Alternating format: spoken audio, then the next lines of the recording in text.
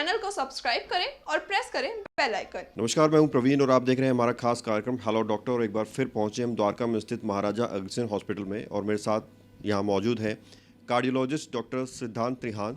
आज हम दिल से इनका इंटरव्यू करेंगे। दिल के डॉक्टर हैं और दिल के संबंधित बीमारियों के बारे में इनसे बातचीत करेंगे और कोशिश करेंगे आप तक आपके प्रश्न का उत्तर पहुँच सके। सर, बहुत बहुत स्वागत है आपका हमारे कार्यक्रम। नमस्ते डॉक्टर साहब, जिस तरह से सर्दियां आ चुकी हैं, सर्दियों का मौसम है, तो जो दिल के मरीज़ हैं वो कैसे अपना ध्यान रखें, ये सबसे अहम सवाल है और मैं सबसे पहले इसीलिए पूछ रहा हूँ। देखो, सर्दियों के अंदर जैसे ठंड होती है, सबसे बड़ी समस्या ये है कि लोग ज़्यादातर अपने घर में रहते हैं, अपना डेली एक्टिविटी जो एक्सरसाइज वगैरह वो सब छोड़ देते हैं और सर्दी के रिलेटेड ही लोगों के अंदर रात को सोना ज़्यादा, खर्राटे ज़्यादा मारना, इन सब चीज़ों से लेके बीपी बढ़ जाना और साथ में ठंड से रिलेटेड कुछ खून के अंदर गाढ़ापन भी अपने आप आता है, जिसकी वजह से हार्ट की समस्याएं थोड़ी सी बढ़ सकती हैं। तो इसमें जो इंसान हार्ट का मरीज़ है और लेट से कि वो ब्लड थिनर्स ले रहा है, तो उसको तो बिल्कुल ही अपने ब्लड थिनर्स नहीं छोड़ने चाहिए। एक भी दिन अगर वो छोड़ते तो वो अननेसेसरली अपने ऊपर रिस्क इन्वाइट कर रहे हैं। और जो लोग जिनको भी हार्ट की डिजीज़ नहीं है बट लेट से उनके अंदर रिस्क फैक्टर्स ज़्यादा हैं, शुगर, बीपी वगैरह, तो उनको इन चीज़ों को अपना थोड़ा सा और अच्छे से काबू में रखना चाहिए और अच्छे से कंट्रोल करना चाहिए। मेक श्योर कि आप अपना डेली एक्टिविटीज़ कर रहे हैं, एक्सरसाइज कर रहे हैं, आप अपना खाने पीने पे थोड़ा ज़्यादा कंट्रोल कर रहे हैं, क्योंकि सर्दियों के अंदर बॉडी के अंदर मेटाबॉलिक चेंजेस काफ़ी ज़्यादा होते हैं और उन चेंजेस का असर डायरेक्टली या इनडायरेक्टली पड़ता है हमारे दिल के ऊपर। डॉक्टर साहब, खान पान की अगर बात करें तो इस मौसम में क्या कुछ खान पान रखना चाहिए, क्योंकि कुछ लोग मानते नहीं हैं, ठंडी आइसक्रीम खाते हैं, ठंडी चीज़ें खाते हैं, तो उनको क्या सजेस्ट करेंगे? देखो, ये चीज़ अगर आप हार्ट के रिलेटेड पूछें तो मोस्टली हमेशा एक सिंपल बेसिक कॉन्सेप्ट है कि आपकी जो कैलोरीज़ हैं वो आपकी एक्टिविटी के हिसाब से उचित होनी चाहिए। जैसे कि हम कहते हैं कि अगर किसी इंसान का बहुत ही सेडेंट्री या बहुत ही आराम वाला उनका लाइफस्टाइल है तो उनको करीब 1800 कैलोरीज़ के आसपास लेनी चाहिए।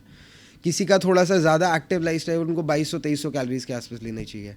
तो हमें अपना टेक्निकली कैलोरीज़ मीट करना है और कैलोरीज़ मीट करते वक्त हमें सिंपल शुगर्स और फैट्स थोड़े से अवॉइड करने हैं। सिंपल शुगर का मतलब जो चीनी या मीठी चीज़ें जो हैं उनको थोड़ा हम इसमें कम रखेंगे। जो हमारे फैट्स हैं वो भी खासकर जो सैचुरेटेड फैटी एसिड्स हैं इनको हम थोड़ा सा कम करेंगे। अगर इन चीज़ों को हम थोड़ा सा प्रिवेंट करते हैं तो बेहतर रहता है कि हमारे दिल के अंदर कोलेस्ट्रॉल, शुगर वगैरह की प्रॉब्लम नहीं होती।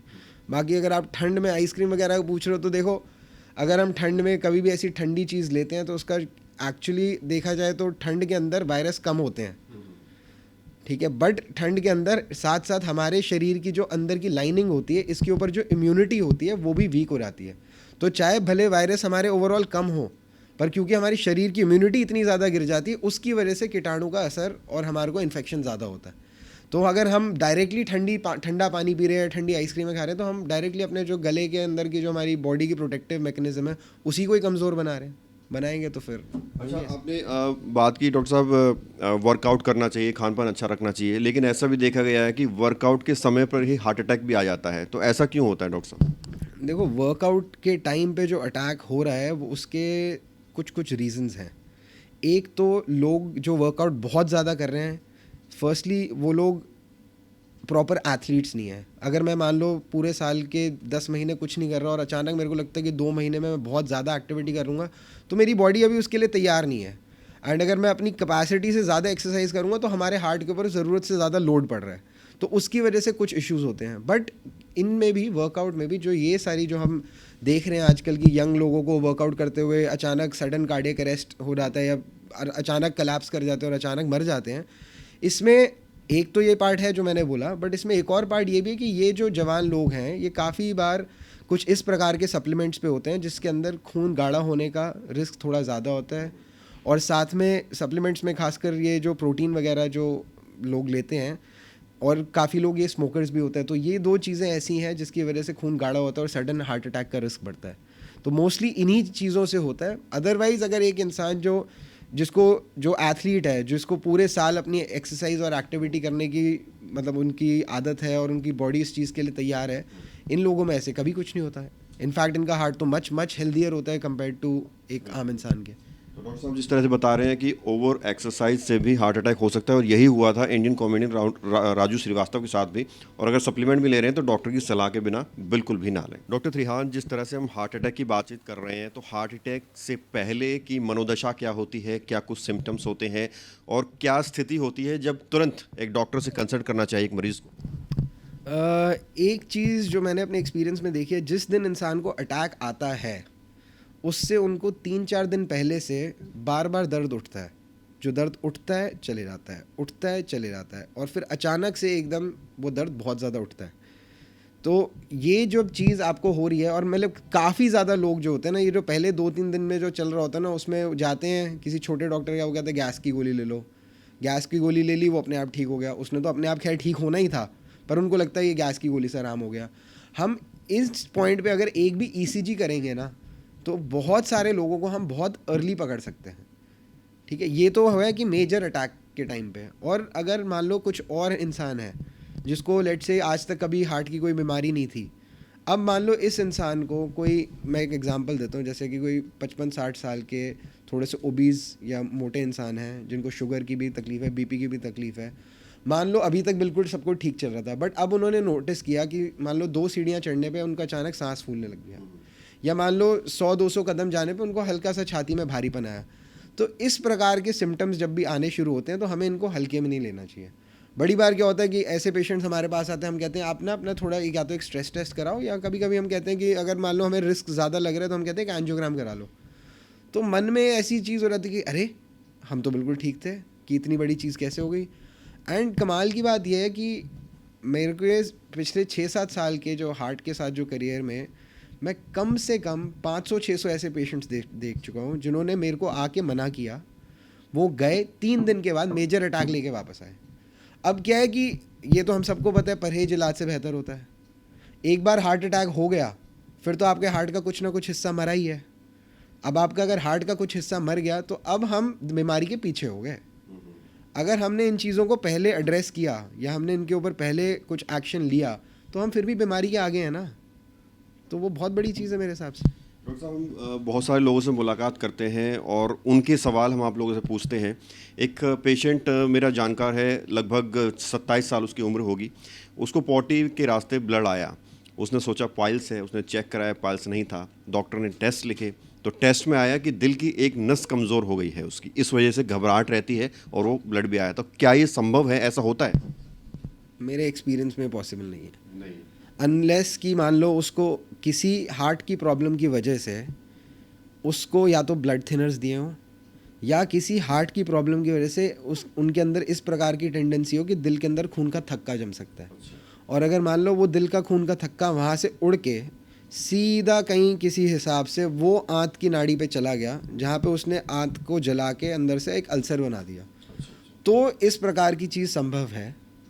और कुछ लोगों के अंदर अदर क्या कहते हैं नाड़ियों की बीमारी होती है जिसको हम आर्टराइटिस कहते हैं। उस आर्टराइटिस के अंदर हमारे पूरे शरीर की बड़ी सारी नाड़ियाँ इन्वॉल्व होती हैं। जैसे हमारे जो एओर्टा, जो हमारी सबसे मेजर नाड़ी होती है जो हार्ट से निकलती है और पूरे शरीर को खून देती है, उस आर्टरी के अंदर थोड़ा सिकुड़ जाती है और उसकी ब्रांचेस में भी ऐसे सिकुड़न आ जाती है। और अगर हम और दूर दूर जाएं तो उनके अंदर भी सिकुड़न आ जाती है। तो अगर मान लो इस प्रकार की कोई सिकुड़न है जिससे कि किसी इलाके में खून नहीं पहुंच रहा और वो जल जा रहा है, मतलब वो उस एरिया की मौत हो जाए और वहाँ की जो बाउंड्री वो अपने आप को नहीं बना पा रही, तो थोड़ी बहुत ब्लीडिंग हो सकती है। बट अदरवाइज ऐसे सोचना शायद पॉसिबल। नॉर्मल सिम्टम जो है वो पेन होगा चेस्ट में, लेकिन पेन को भी कुछ लोग गैस समझ लेते हैं। तो गैस में और दिल के पेन में क्या फ़र्क है? एक्चुअली क्या है कि काफ़ी बार पेशेंट्स को सिर्फ गैस का ही पेन होता है, क्योंकि हार्ट का जो नीचे का जो हिस्सा होता है वो डायफ्राम पे पड़ा होता है और डायफ्राम के बिल्कुल नीचे पेट होता है जी। तो जो नसें पेट को सप्लाई कर रही हैं वही नसें दिल के भी उस इलाके को सप्लाई कर रही होती हैं, जिसकी वजह से अगर उस इलाके में कोई तकलीफ़ होती है तो लोगों को बहुत बार वहीं पे ही जलन होती है, पेट के ये जो पेट के ऊपर वाला या छाती के बिल्कुल नीचे वाला जो हिस्सा है वहाँ पे, और उनको गैस्ट्राइटिस जैसी फीलिंग होती है। ये हो गया कि मतलब अटैक वाले में। बट बहुत सारे लोगों को अदरवाइज भी, जैसे शुगर के लोग हो गए या बूढ़े हो गए या औरतें हो गई, इनके अंदर सिम्टम ही सिर्फ हार्ट का यही होता है कि पेट में जलन। इनमें ज़रूरी नहीं कि टिपिकल चले छाती में दर्द हुआ, जकड़न जैसा दर्द हुआ, पसीना आया, बाएं हाथ में दर्द हुआ, ये सब में ज़रूरी नहीं है। डॉक्टर साहब, एक सवाल जो मैं काफ़ी समय पूछना भी चाह रहा था किसी कार्डियोलॉजिस्ट से, दिल तो महिला के पास भी होता है, पुरुष के पास भी होता है। पुरुष को ज़्यादा हार्ट अटैक क्यों आता है, महिलाओं को कम क्यों? ये एक अगर मतलब हमारे फील्ड में किसी से भी आप पूछोगे, हमारे सेकेंड ईयर में हम सब पैथोलॉजी पढ़ते हैं। पैथोलॉजी में जब हम हार्ट अटैक की क्रिया पढ़ते हैं कि होता कैसे है, उसमें किताब में दिया हुआ है कि one of the major risk factors for heart disease is male genetics. तो डेफिनेटली मेल्स के अंदर क्योंकि टेस्टोस्टेरोन होता है, टेस्टोस्टेरोन का एक डायरेक्ट कोरिलेशन होता है विद नाड़ियों के अंदर चर्बी जमा होने से। तो क्योंकि उनके अंदर होता है तो उसके वजह से उनमें अटैक ज़्यादा होता है। दूसरा, मर्दों के अंदर सारी प्रॉब्लम, बीपी ज़्यादा होता है, शुगर ज़्यादा होता है, स्मोकिंग ज़्यादा करते हैं। तो ये सारी चीज़ें भी हैं जो ये ऐड अप करके उनके अंदर और ज़्यादा बढ़ा देती हैं। पर एक और चीज़ इसमें बहुत इंटरेस्टिंग और वो है, जैसे हम कहते हैं कि पुरुषों में होता है, पुरुषों में जितना हाई रिस्क होता है उतना ही हाई रिस्क एक पोस्ट मीनोपॉजल डायबिटिक औरत में होता है। मतलब जो महीने बंद होने के बाद शुगर की औरत में उतना ही रिस्क है जितना उनके बराबर एक पुरुष में है। जिसको मान लो बीपी जिनका दोनों का अगर बराबर है, कोई दोनों के अंदर स्मोकिंग की कोई हिस्ट्री नहीं है, कोई दोनों में अगर मान लो फैमिली की हिस्ट्री नहीं है, तो ये दो बिल्कुल बराबर होते हैं। तो इसलिए हम एज कार्डियोलॉजिस्ट एंड खासकर कुछ लोगों को जिनको इनके बारे में थोड़ा आइडिया होता है, हम कहते हैं post menopausal female is as dangerous as a male. So ये एक इम्पॉर्टेंट चीज़ है। महाराजा अग्रसेन हॉस्पिटल में अगर कोई आपसे कंसल्ट करना चाहे, जो दर्शक हमारे आपको देख रहे हैं, तो किस वक्त आपसे मिल सकते हैं और यहाँ क्या कुछ स्पेशलिटीज़ हैं कार्डियोलॉजिस्ट डिपार्टमेंट में? हाँ, तो मैं यहाँ पर एक कंसल्टेंट इंटरवेंशनल कार्डियोलॉजिस्ट हूँ। मैं डॉक्टर विजय त्रेहन के साथ काम कर रहा हूँ। डॉक्टर त्रेहन के साथ और हम साथ में एज़ मच एज़ पॉसिबल दिल के रिलेटेड और नाड़ियों के रिलेटेड हम सब कुछ ही करते हैं। चाहे वो खून की नाड़ियों की स्टेंटिंग हो जो दिल की होती है, चाहे वो वाल्व को बलून से खोलना हो, चाहे वो जो ब्रेन को खून की नाड़ी जा रही है उसको खोलना हो, चाहे गुर्दे की नाड़ी की स्टेंटिंग करनी हो, चाहे पैर की नाड़ी की करनी हो, चाहे हार्ट के अंदर शॉर्ट सर्किट के लिए हमें उसको जलाना हो, चाहे बच्चे के दिल में छेद है या किसी बड़े के दिल में छेद है, चाहे उसका इलाज करना हो। तो ये सारे के सारे हम इलाज कर रहे हैं एंड हम कंफर्टेबली कर रहे हैं। और खासकर हम कॉम्प्लेक्स केसेस में ज़्यादा करते हैं क्योंकि हमारे पास काफ़ी सारे केसेस जो ऐसे होते हैं जो रेफ़र होके आते हैं। जैसे कि किसी ने मतलब पेशेंट गया कार्डियोलॉजिस्ट, उसने कहा कि ये बहुत कठिन है, हम नहीं कर सकते, वो आप सर्जन के आ जाओ। सर्जन ने कहा कि आपकी स्थिति इतनी नहीं है कि आप सर्जरी झेल पाओ, तो अब इस बेचारे का कौन है? ये फिर घूम फिर के आता है हमारे पास कि हमारे लिए आप थोड़ा करो। और रही बात कि हम कब अवेलेबल होते हैं, तो इधर पंजाब ये महाराजा अग्रसेन द्वारका हॉस्पिटल में वेडनेसडे और थर्सडे को हम अवेलेबल होते हैं। ओपीडी में सुबह 10 बजे से दोपहर 2 बजे तक, और बाकी दिन महाराजा अग्रसेन हॉस्पिटल पंजाबी बाग में हम रोज़ अवेलेबल होते हैं सुबह 10 बजे से लेकर शाम को 5 बजे तक। एंड एमरजेंसीज़ के लिए तो डेफिनेटली अवेलेबल होगा। कीमती समय देने के लिए बहुत बहुत शुक्रिया। Thank you. ये थे मेरे साथ डॉक्टर सिद्धांत त्रिहान, जिन्होंने बहुत कुछ बताया दिल की बीमारियों के बारे में। और इनकी अच्छी बात यह है कि मेरा एक सवाल पूछने पर ये 4 सवालों के जवाब अपने आप दे देते हैं। और उम्मीद करते हैं कि ये इंटरव्यू काफ़ी इफेक्टिव है और आपके काम आएगा भविष्य में भी। कैमरा जर्नलिस्ट प्रशांत के साथ प्रवीण, इंडिया टाइम 24 न्यूज़।